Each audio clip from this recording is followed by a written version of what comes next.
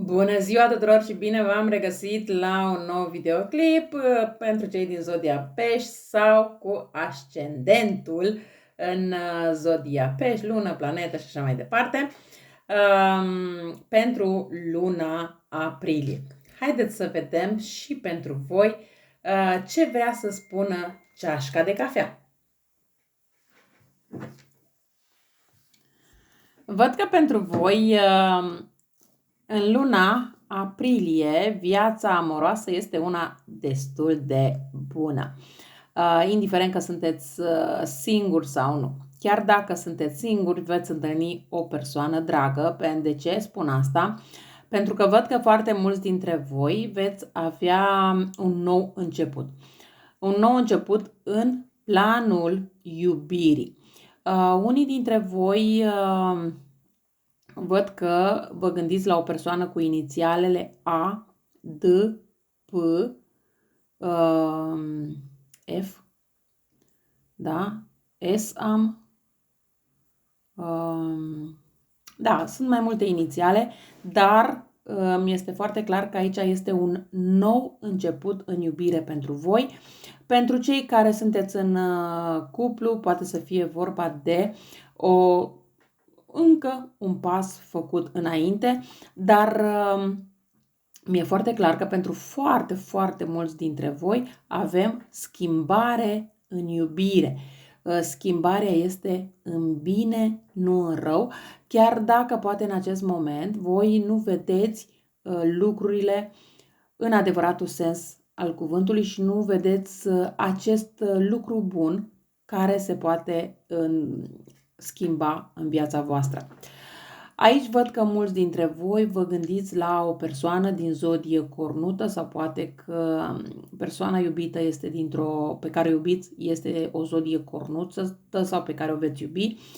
Berbec, Taur, Capricorn, și vă gândiți destul de serios dacă această persoană este destinul vostru sau dacă această persoană vă este destinată. Da, această persoană a fost destinată să intre în viața voastră, a fost destinată să învățați anumite lucruri din relația cu această persoană, însă nu toți ați învățat lucrurile respective și atunci este posibil ca aici, pentru o parte dintre voi, această persoană să se reîntoarcă în viața voastră pentru ca voi să înțelegeți ce se întâmplă. Dar mai există și excepții, pentru că poate că, da, această persoană a fost destinată și este destinată pentru voi, însă faptul că poate voi n-ați vrut să înțelegeți anumite lucruri, anumite aspecte și tocmai din acest motiv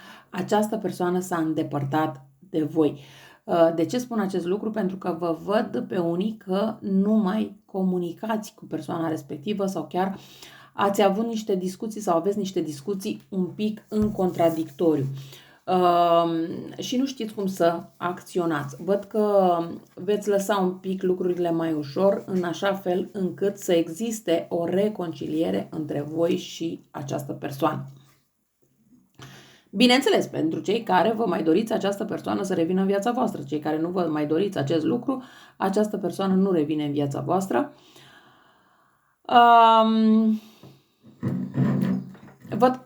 Eu mai degrabă aici spun că a fost vorba despre o situație în care v-ați despărțit de această persoană și acum vă gândiți destul de mult dacă această persoană mai revine în viața voastră sau nu, pentru că cred că ați avut tentative de împăcare, doar că au existat tot felul de impedimente sau tot felul de impedimente ați găsit voi și cumva persoana s-a îndepărtat de voi.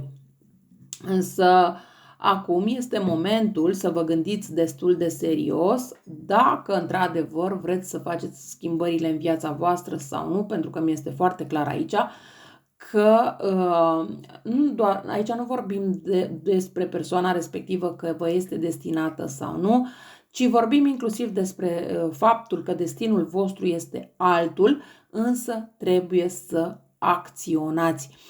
Cred că v-au venit anumite propuneri, anumite oferte, anumite lucruri Cineva a venit și v-a spus, nu știu, hai să, uite, ți-am găsit un job nou într-un alt oraș, într-o altă țară, hai că ți-am găsit o casă mult mai bună, hai că ți-am găsit, nu știu, mai știu eu ce v-a găsit fiecare persoană și cu ce oferte a venit înspre voi, însă voi de fiecare dată ați evitat, ați spus pas. Însă, dacă vreți într-adevăr să vă schimbați viața, pentru că puteți, acum este momentul. Oricum, destinul o să vă ducă pe drumul care vă este destinat, dar depinde de voi dacă mai repede sau mai târziu. Aici avem un M, avem o cifră 6, poate să fie, această cifră 6 poate să fie ziua în care s-a născut persoana, poate să fie o cifră din anul nașterii, poate să fie din lună, da? Deci la număr la casă și așa mai departe. Dar îmi este foarte clar că voi încă vă gândiți la această persoană și vreți să mergeți cu această persoană înainte. Bineînțeles că acest 6 poate să fie și un 9, n-ar fi nimic exclus, dar mai mult îl văd ca pe un 6 decât ca pe un 9. Însă, pentru cei care totuși este cifra 9, înseamnă că acum, ceea ce spuneam și mai devreme, acum este schimbarea pentru voi. Acum, în perioada asta, ceva se termină pentru a începe ceva nou. Un drum se încheie pentru a porni la un drum nou, indiferent sub ce formă este acel drum. Ideea este că drumul este un drum pozitiv. Ce vreau să mai menționez aici este faptul că mai vorbim despre o naștere. Orică este o renaștere a voastră din foarte multe puncte de vedere în luna aprilie și poate că nu le conștientizați încă sau nu le știți, sau auziți de cineva că naște, da? Urmează să nască și așa mai departe, la care voi rămâneți, în momentul în care auziți, rămâneți destul de șocați și spuneți ce? Ceva de genul ce? Ca și cum nu vă vine să credeți acest lucru. Poate că acest ce ieșea chiar acum, în momentul în care voi ascultați această etalare și eu vă spun că e o renaștere a voastră, e un nou drum și voi îmi spuneți ce? Eu să fac o schimbare? Ce? Eu să fac nu știu ce? Da, sunteți într-un permanent ce. Dar acest ce, indiferent că vine de la voi sub ce formă, că pozitiv, că negativ, nu contează, ideea este că schimbarea asta trebuie să o faceți, este o schimbare pe care voi ați amânat-o de foarte mult timp, este o schimbare care îi de ani de zile trebuia făcută și nu ați făcut-o. Această schimbare, cred că v-a sfătuit inclusiv de această schimbare o persoană care, un bărbat, care poate să fie tată, bunic și așa mai departe, unchi, nu știu, ceva de această natură. Un bărbat poate care a avut mustață sau poate care a avut ochii căprui sau le-a avut pe ambele sau e genul de bărbat care poate a avut o căciulă, o pălărie pe care o mai purta sau a avut chelie, nu știu, ceva de această natură, dar mă scuzați, care v-a sfătuit de foarte, nu știu, această persoană este posibil să fi murit la în jurul vârstei de ori 45 de ani, ori 75 de ani, ceva de această natură. Sau cumva într-una din vârstele astea, da? Între 45 și 75 de ani. Da? Dar ideea este că v-a sfătuit să faceți această schimbare, iar voi nu ați făcut-o, ați evitat efectiv să faceți această schimbare, însă ce să vezi, acum schimbarea vine obligat, forțat, nu mai e vrei, nu vrei, destinul vine și îți trage una după cap, de vrei, nu vrei, trebuie să faci schimbarea. Bineînțeles că în momentul în care vine această schimbare, voi veți fi total contra, ca de obicei, în sensul că nu vreau, îs prea comod sau comodă, parcă e mai bine să stau liniștit decât să fac să mă mișc, da? Sau să fac anumite lucruri, mai bine stau în locul în care m-am născut, am crescut până la 30 de ani decât să mai fac acum această schimbare, dar ce să vezi, trebuie să faci schimbarea indiferent că îți place sau nu. De această dată la voi ori faci schimbarea de bunăvoie, ori o faci obligat forțat, pentru că destinul te obligă să faci această schimbare. Și atunci este mai bine să vă analizați opțiunile, să vă gândiți destul de bine și de serios ce trebuie să faceți, cum trebuie să faceți și să faceți aceste schimbări să vină de la sine, nu să fie forțate. Mi-e foarte clar aici că pentru o parte dintre voi un capitol se închide, altul se deschide, nu știu de ce, dar mai am și numele de Tudor, Tudorica, toate derivatele de la acest nume.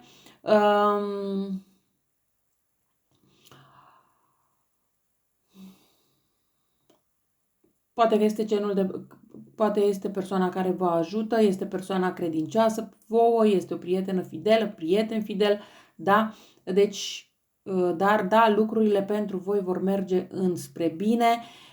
Chiar în luna aprilie veți întâlni, chiar dacă sunteți singuri, chiar dacă nu, veți găsi într-adevăr iubirea, veți găsi, nu știu de ce, suflet pereche, ceva cu suflet pereche pentru voi. Mai am aici sfială, sfios, poate sunteți mai sfios și nu mai trebuie să mai fiți.